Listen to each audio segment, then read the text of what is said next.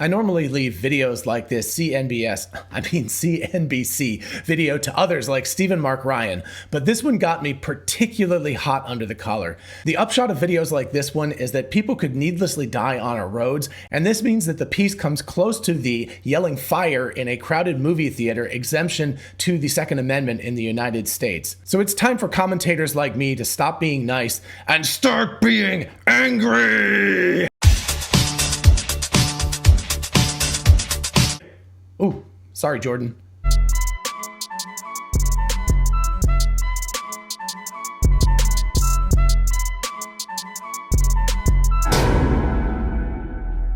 And for those of you interested in investing, check out WeBull, an amazing platform for buying and selling stocks, and now cryptocurrencies like Bitcoin, Dogecoin, and others. Open an account and get a free stock valued at up to $200, and fund your account and get another free stock valued at up to $1,600. Check out the link in the description and help the channel at the same time. Hey y'all, it's Dr. Know-It-All. First of all, apologies to the angry astronaut. I stole a little bit of Picard from your thing. I hope that's okay. I wanted to add a little bit of humor to this video because I'm so pissed off right now. I just released another video this morning, and you can check it out here if you haven't yet. It's a very measured response. I'm talking about full self-driving and how the parking issue is a complicated issue and such. I like to stay to that stuff, but I also get up in the morning and I have coffee waiting for my child to get ready to go to school, and I watch Stephen Mark Ryan solving the money problem. And I normally just watch the video and I'm like, cool, that's interesting, and then I go to go about my day and stuff. This one I started to watch and I got so upset about it that I was like, I'm just not going to finish watching his video, and I'm going to actually do a reaction to this video myself, because just in the first few seconds of the video there were so many issues with it that I got really pissed off about the fact that it's causing problems. And I want to be very clear here, I'm not being a total fanboy here. Elon Musk and company have issues, and I will call them out on it. And one of the big issues they have is they don't have a PR department. And I know they don't want one, and I know a lot of people say they don't need one, but this piece is exactly why they need one. And I also have a suggestion for them. I mean, Elon is the techno king, not the CTO of the company. So why not call it the Misinformation department? And my wife, who is Misinformation on Discord and everything, would actually be happy to serve in the role as your misinformation officer. So she doesn't do PR specifically, but she does a lot of operations. So she would be really good in that position. Anyway, I think that they need something specifically for these types of incidents. And the reason why I'm going to front load this, because I started watching the video and I realized what's going to happen is that regulators, the public, etc., are going to watch this. They could have an emotional, not a data-based reaction to all of this. That could mean that full self-driving could be pulled off the roads. People might not be able to test it. It might delay the ability of this thing to get out into the world, and that is going to cost lives. So I maintain my title is not clickbait. I actually honestly believe that videos like this could cost people lives, and that is a tragedy. I want to also preface this by saying that, at least according to Elon Musk, and this was a couple of weeks ago when he said it, but there are 60,000 beta testers out there right now, 60,000 of the people using this exact stuff that's in the video, and there hadn't been one accident as of a couple of weeks ago. So that is pretty remarkable. With 60,000 drivers, just a general sampling of United States drivers, 60,000 drivers, the odds that there would not have been one accident in several months of driving are incredibly low. So that means that this thing is, between the fact that testers are very well qualified to do it, and they have been vetted by Tesla, etc., and the fact that Tesla's being really careful about rolling this out, there haven't been any accidents. And remember, I'm taking this from Elon Musk, but Elon Musk could go to jail if he lies about this. He would be acting as an officer of the company making these kinds of statements. So if he's not being honest about that, if you're like, oh, he's not being honest and there have been accidents, if he's not being honest, he could go to jail over that, or at least a really large fine. So anyway, you have to kind of trust that. People don't usually want to go to jail, so they usually try to tell the truth in those sorts of situations. All right, anyway, let's watch this video. I doubt I will get through it. It's a 21-minute video. And FYI, when Stephen Mark Ryan did this, I think it was called something like Full Self-Driving Beta Uncensored. They've since changed the title. People do this all the time. I do it. I change titles. It's now called Tesla's FSD Beta, an experiment on public roads. So, not quite a hit piece type of title, but it is definitely an emotional kind of draw where they're saying an experiment on public roads. All right, so let's get into this. Now we're going to make this left turn. And I'm getting honked at. But now it's just turn right. Oh. We're supposed to go left. We just ran a red light. We just ran a red light. All right, so there we go. That was exactly as far as I got. Actually, I got a little further because I watched Stephen Mark Ryan talk about how other people were being illegal. They were parked over or stopped over the double yellows and stuff. Going through a red light obviously is a significant issue. I want to point something out that immediately sprung to my mind. Well, first of all, there's two things. Number one, follow the money. Who actually is financing this piece? Is it just that CNBC wants to have eyeballs on this and they can make money through advertising revenue? Or are there other people who could potentially be making money? And also, when you follow the money, think about who's afraid, right? Who's willing to spend money on this kinds of stuff. So there are competitors, there are people who know that they're really, really far behind in this kind of technology, and they could be trying to slow roll things. But okay, back to the facts of this. As opposed to something like a piece of music or a film or a book, a narrative book or something like that, all of those like to have builds and they start slowly. Generally with journalism, you start with the, it bleeds, it leads kinds of things, right? So here we have probably the most egregious things that they could find in what looks like multiple testers had at CNBC, camera people inside the car with them. So this appears to be the most egregious stuff that they found, I would guess. I mean, maybe there's stuff later on, but my guess would be that this is the most egregious stuff they found, right? So that would be the thing about the person honking. And yes, that has happened to me before. People have honked because the car is a little bit of a well, Stephen Mark Ryan would say a beta male. It's very apologetic about itself. It's not as assertive as it needs to be in some sorts of circumstances. But being honked at is not the same thing as being in a dangerous situation. Okay, and then the second incident here is running a red light. But let's look again. Watch how they cut this thing together. So look at where the car is, the car that he's driving, and look at where they cut into this video. So let's just rewind just a wee bit here. Okay, so he's making the left hand or some kind of turn. Right. Okay. Oh. We're supposed to go left. We just ran a red light.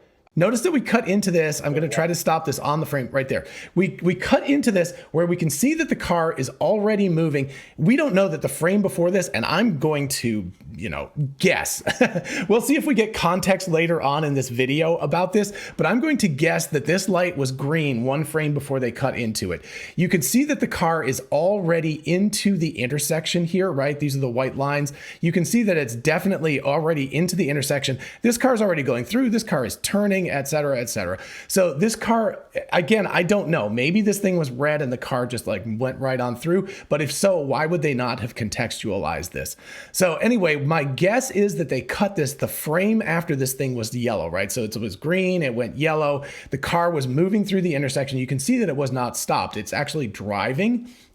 And as it goes through, it was kind of in one of those situations where as a human being, you're like, well, crap, I either got to go or I got to back up, right? So it's got to make that kind of instantaneous decision. And we're basing most of this off of the driver's reaction. We're not basing this off of the facts. This is not good editing, right? They should have given us context for this red light. It should have shown what happened for about 3 or 4 seconds prior to this to give us evidence. But anyway, I'm going to back it up just a hair. Okay, so that you can watch. So watch right at the beginning of this. The car is already moving. It's already into the intersection. Again, we don't know if the frame before this, the light was still yellow. The car may have been like, well, I'm stuck. I got to go through, which is the correct response, actually, if you're in the intersection. So watch this. Go left. We just ran a red light. We just ran a red light.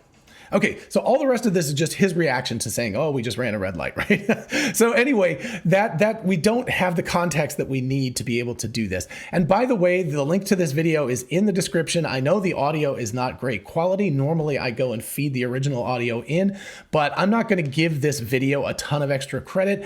If you want to watch more of this video, instead of going to watch the CNBC thing and giving them more hits on their piece, I personally would recommend that you go watch Stephen Mark Ryan's version of that. I will leave the link to that also in the description since he alerted me to this. But also look at this. It is interesting because Stephen Mark Ryan pointed this out. This guy's over the double yellow. This guy's way over the double yellow. And I don't know if we get far enough. Yeah, it kind of cuts away, but you can see that car going through. Anyway, these cars, there are levels of illegality and being over the double yellow line is not as bad as going through a red light. But again, the circumstances of going through that red light are incredibly unclear. All right, so let's move ahead. We're never going to get done with this video if I don't move forward quicker. All right. I might get a ticket for this. This is Taylor Ogan. He's the founder and CEO of Snowball Capital, a hedge fund that invests in green and high-tech sectors. So this is a rather interesting thing too. And again, this is something that Stephen Mark Ryan is much more into than me. But again, this is a follow the money thing.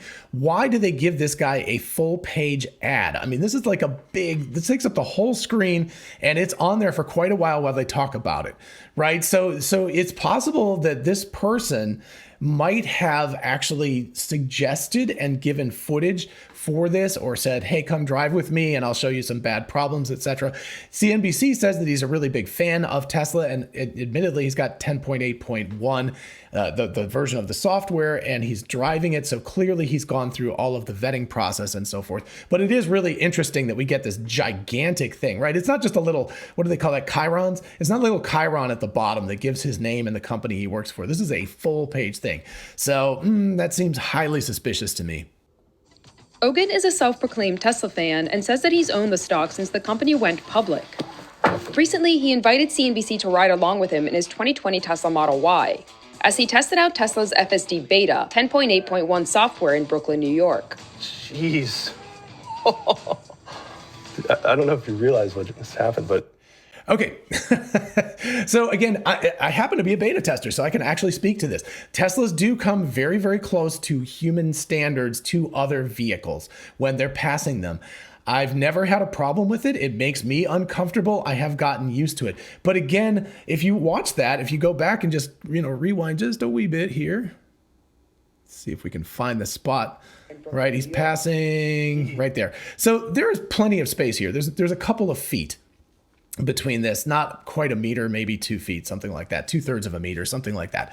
Anyway, there is plenty of space between that car and his car. What we're getting is a human emotional reaction to this. We're not getting factual information. What we're getting is like, oh my God, I could have hit that car, but he's not that close. Visibly you can see that he's not that close to the car as he passes it.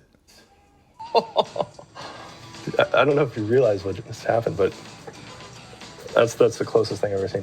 Ogan is not a professional test driver, nor is he a Tesla employee. Instead, he's one of the over 50,000 customers that Tesla has allowed to access FSD Beta. FSD Beta, which stands for Full Self-Driving Beta, can be best summarized as a host of new driver assistant features that are not yet debugged. Chief among them is Auto Steer on city streets, which enables drivers to automatically navigate around complex urban environments. Okay, I gotta stop. We do not speak German in this country. It's city streets. I don't know why it drives me crazy. Everybody says streets now. It is not streets in English. It's streets. And for reporters to say that is that's just reprehensible. So anyway, that really bothers me. Sorry, I had to stop for that. As long as I'm stopped, let's address the fact that they said that he is not a professional beta tester, etc., and he doesn't work for Tesla. Okay, so I think what they're going to get into almost immediately, someplace here, is how these beta testers are not paid beta testers. They're not employees. If you look at beta testing things, there are multiple different types of beta testing. Let's just take like a software, like a game or something like that. There's an alpha testing phase when it's only internal to the company. Then there's a closed beta testing phase where you have to be invited in to be able to test the software. And generally that's people outside the company. And then you're in an open beta phase. And then of course you can release it. The open beta phase means if you sign up for it, you get it automatically. Tesla is very clearly in the closed beta phase, right? They did the alpha, they tested it internally forever.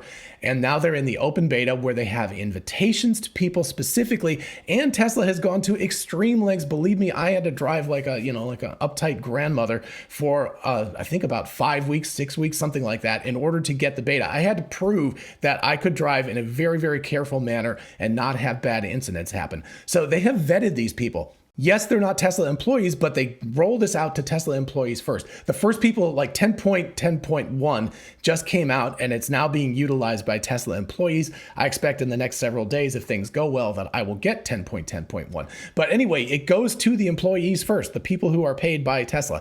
Then it goes out to people who have been extremely carefully vetted to make sure that they are adequate drivers to be able to do this. And then they give you a gigantic thing that says, this is the parameters of this, you're responsible, you have to do all of this stuff. So this is really, really important information that they're kind of, I have a feeling they're going to elide all of this stuff. They're not going to talk about this. So what that does is it gives the impression that this is an open beta where I'm like, hey, I want this. I click a button, I get it automatically, and there are no consequences to it. That is not the case at all. And also, by the way, there are a number of, I think it's 5 strikes now instead of 3. I haven't gotten one yet. But anyway, if you abuse the software and do things like make it disengage and all of this kind of stuff, or don't pay attention or fall asleep or go in the back seat or whatever stupid stuff you want to do, Tesla will take it away from you. It will be gone. So they are keeping very, very careful track of what's going on with this stuff. So I have a feeling, we've just started talking about this, but I have a feeling CNBC is going to just gloss over all of this and make it sound like these people are complete doofuses and shouldn't be testing out this software, where clearly they have been vetted for this and they've agreed to a whole number of conditions. And clearly, again, they're very careful because Elon Musk has said that there haven't been any accidents with this software. And that is remarkable. It's really amazing. Eventually, there will be an accident with this software. You can't drive 100% perfectly. But if it, again, is 10 times or 100 times safer than the average human population, that should be taken into account here. Without moving the steering wheel with their own hands. Okay, I'm gonna take over there. So it wanted to change lanes in the middle of an intersection there and cut off the guy behind me. The system is anything but self-driving and still requires constant attention and intervention from the driver, a caveat that Tesla highlights on its website. With it being a beta, I've seen that at any time the car could just make a mistake. And oh, good gracious. It's a beta and you have to take over. And it says it right in the agreement. Whoa. Shocking, right? Oh, this ton of stuff pisses me off. Yes, that's exactly what they're doing here. That's what you're supposed to be doing. You're supposed to be testing this. So I think, again, what they're going to say is like, other people on the roads don't know you're doing this, but this car hasn't been in any accidents. And yes, it's a combination of human being and car, because it does make dumb mistakes. By the way, I drove about 32 miles this morning. You'll notice I'm still dressed in my gym clothes. I drove my son to school. Then I went to my work and did some stuff there. And then I went to the gym and I came home, and then I'm going to go back to work again later. I had to come home just to film this stupid thing. So there you go. That's how pissed off I was about this. But I drove all of that distance and I'd started watching this video before I left. And so I was really paying attention. I had to disengage. Now, there were some times when the car wasn't as assertive as I wanted, so I took over. But in terms of disengagement, there was one time when there was a right turn lane with a lot of traffic in it, and the car was behind that group of people. And I could tell it wanted to start turning out and go around these people. It has a tendency to do that. I think it's because it drives in San Francisco. I think what it does is it drives around San Francisco and there's so many cars parked on the road that it just assumes that it's always like that. So it's overfit to San Francisco. So yes, that was a problem. It wasn't dangerous. There was nobody around, but it would have put itself in a straight, go straight lane, and that would have been a problem. So I disengaged it. That's the only time that I had to disengage it in 31 miles of driving, something like that, or 50 kilometers approximately. So anyway, we're talking about cherry picking stuff out of here and dealing with emotional human reactions rather than talking about the facts of the case in this thing. Of course, this is journalism. Journalism is all about emotion, not about facts. So, take it as you will. I have to be ready for that. Right now, my stress levels go up, not down, from using full self-driving, but that's the cost of making it better. Tesla's FSD beta program is heavily scrutinized by regulators and has earned Tesla side-eye from competitors, who usually have professionally trained drivers, not customers, test driver assistant features in their vehicles. Aha. I knew we'd get there eventually. So yes, here we have Jim Farley, CEO of Ford, talking about we tested it so our customers don't have to. Now remember, this is a beta software. There is regular Tesla Autopilot, which is what you still use on the highway. When you drive on the highway, it switches to that stack. That's something that you can purchase. It's not, it's still considered a beta, but it's incredibly safe and nothing happens on the highway, except sometimes it doesn't make lane changes as aggressively as I wish it would. That's about it. But anyway, so here we have this thing where Jim Farley and CNBC is picking this up, and I have a feeling it'll be uncritically they will pick it up. They will just repeat what he says, which is that they have employees that they pay for that test it, and that Tesla does not. They don't have paid employees testing the software. Nothing could be further from the truth. It goes out to their paid employees first. They test it in the real world before it goes to the beta testing community. So, that's if they don't make that caveat in just a second, then they've just elided over that whole thing. But for now, the program is still available for thousands of Tesla owners to access. without the knowledge of drivers and pedestrians around them. Tesla is pushing. Aha. This is the crux of the whole thing. So what they're saying, and I knew they were going to get to this part, is you've got an experiment that's going on without the knowledge of the public around it. So they are saying that the people who are testing the software know that it's happening, but the people around them don't know that. And I would say that that is, I guess you could make an argument that if this car was like driving around and smashing into people or other cars a lot, then yeah, you could probably say like, hey, this is not the greatest idea for this thing to be out in the world. But again, if we've got 60,000 drivers who, again, as of a couple weeks ago, had not gotten into a single accident, then that indicates to me that this thing is actually safer than human drivers. I will tell you for a fact, I'm not a beta male on the roads. I drive very assertively, and probably the car is safer than I am with its driving habits. So, the fact that it annoys me because it's just kind of mellowly following people and not accelerating rapidly and all that stuff means that the car is actually driving safer than I am. And I realize that, right? It doesn't have emotions. It doesn't get upset if somebody cuts it off. It doesn't do these things. It's actually a safer driver than I am. So saying that this is an experiment putting the public in danger is really a misnomer, because that's not what the data says. The bounds of what is possible with self-driving, and they've got to be applauded for that. On the other hand, they're taking a huge gamble with this by putting an incomplete or a buggy piece of software on the roads. CNBC went for a ride with three. Okay, so there we go. I may not actually need to continue on with this video because this is already pretty long. So I'll put the link in the description. You can go and watch the whole thing if you want. But basically, I think we've already got the content of this thing. And by the way, just a little aside before I go on, I'm going to back this up. Here is Andrew Maynard in a Chiron. Notice, so he doesn't get a full page ad. I don't know why Arizona State University Risk Innovation Lab doesn't also get a gigantic full screen ad for themselves on there too, right? So this is what I would expect out of normal journalism. The fact that that other one was full screen for like several seconds on the screen at the beginning of the video, highly suspicious. But anyway, what Andrew Maynard says is reasonable. He's saying that it is a really big risk that Tesla is taking, and I completely agreed with that back at the beginning of the beta testing when they rolled this out over a year ago now. I said, boy, oh boy, this is really dangerous. If they have a bunch of accidents, what they could do is they could set things back really far, right? Because regulators' public opinion could go against them. And if that had happened, they could have actually set back the progress really far. So it was a huge risk that Tesla took. Now, at this point, well over a year into this whole process with no accidents, and I know at the beginning it was only 1,000 people, but again, remember, every single person who is on this has been very carefully vetted by Tesla to make sure that they're responsible and capable drivers. So we're not talking about willy-nilly just giving it to everybody. This is beta testing, but it's also being done in an extremely careful manner. But still at this point, it is a risk that Tesla is taking. But the biggest risk right now is for pieces like this to go unanswered, the CNBC piece to go unanswered. So it's really important for people like me. I know I don't have CNBC's gigantic reach, but it's really important for people like me to make a counter argument to this and say, hey,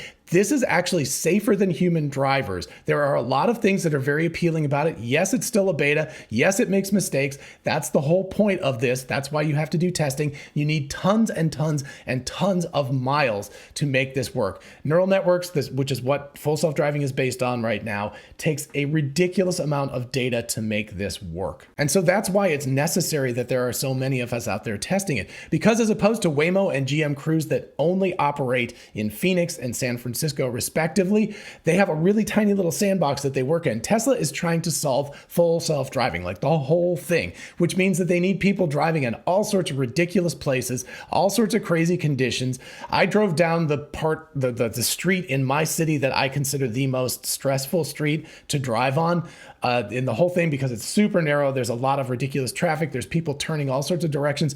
The car went down that thing today like gangbusters. It was really good. It stayed right dead center in the line. It's just so good.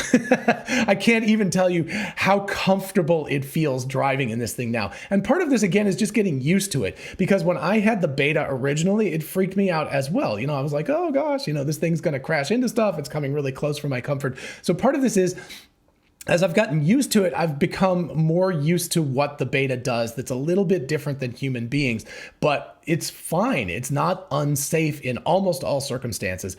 I'm trying to remember the last time I had to disengage something where I thought that the car could actually get in trouble if I, or cause an accident. It's been a while. Yeah, I mean, there's things that it does that are annoying, and I'm like, oh, that's so stupid, right? It gets into the wrong lane sometimes and stuff like that. So those are annoyances. But in terms of actually something dangerous, I can't honestly remember one within the last week or so, or 10 days or something. So so that's the kind of level that we're talking about here. It's actually incredibly good at what it does. And the danger here, like I said in the title, is if people watch only these CNBC type hit pieces, if you want to call them that. Although this is a little bit more balanced, it does, but it's very emotional, right? And probably the conclusion is going to be like, don't go out and do full self-driving, or beware every time you see a Tesla, it's probably trying to kill you, right? That's probably the conclusion of this thing. We'll see. I'll try to get through this video later today. It's 21 minutes in its own right, and I'm not positive that I'll make it through.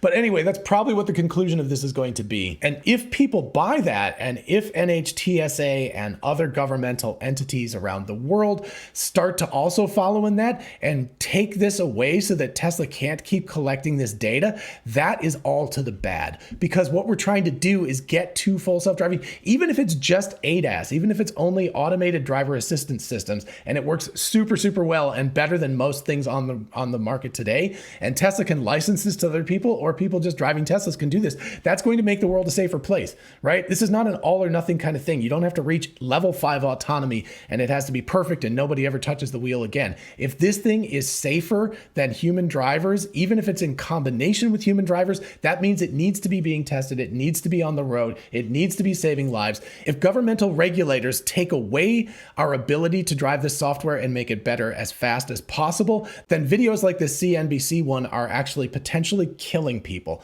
They are actually making it more dangerous to be on the roads than if the Tesla beta software was allowed to continue going. And that's the danger. And again, I will call Tesla out on this. They need to have some misinformation department, PR department, whatever you want to call it. They need to have somebody out there fighting this. It can't just be us. I'm very happy to do it, but I also realize that my reach is like this big compared to what it needs to be. So there needs to be something with a lot bigger reach out there that can counteract these types of arguments. All right, enough of this. You can tell that I'm kind of pissed off. Wow, I'm just going to go back to my regular job. I'm gonna make a smoothie. I'm gonna, just be chill for the rest of the day and try to calm down. But anyway, I wanted to get this out. I think it's really, really important. I hope you agree. If you do, please like this video so that other people can find it, because again, it needs to get out to more people, and consider subscribing to the channel for more of this. As always, a huge shout out to my patrons on Patreon. Thank you all so much for your support. I really do appreciate it. You all make this kind of thing possible. And of course, if you want to join the team, just check out the link in the description. And if you're interested in a whole bunch of really cool merch, check out our merch store. Link is in the description. We have TeslaBot t-shirts, the Tesla meme t-shirt, Success is a Possible Outcome, 4680 battery cells. All of that stuff is on t-shirts, mugs, tumblers, and on. So check it out. And for those of you interested in investing, check out WeBull, an amazing platform for buying and selling stocks, and now cryptocurrencies like Bitcoin, Dogecoin, and others. Open an account and get a free stock valued at up to $200, and fund your account and get another free stock valued at up to $1,600. Check out the link in the description and help the channel at the same time. Thank you. And finally, don't forget we are both Tesla and Amazon affiliates. If you look in the description, you can see how clicking on a link and going shopping for a solar roof, a Powerwall, or anything on Amazon helps out the channel. In the meantime, I'll see you in the next one. Bye-bye.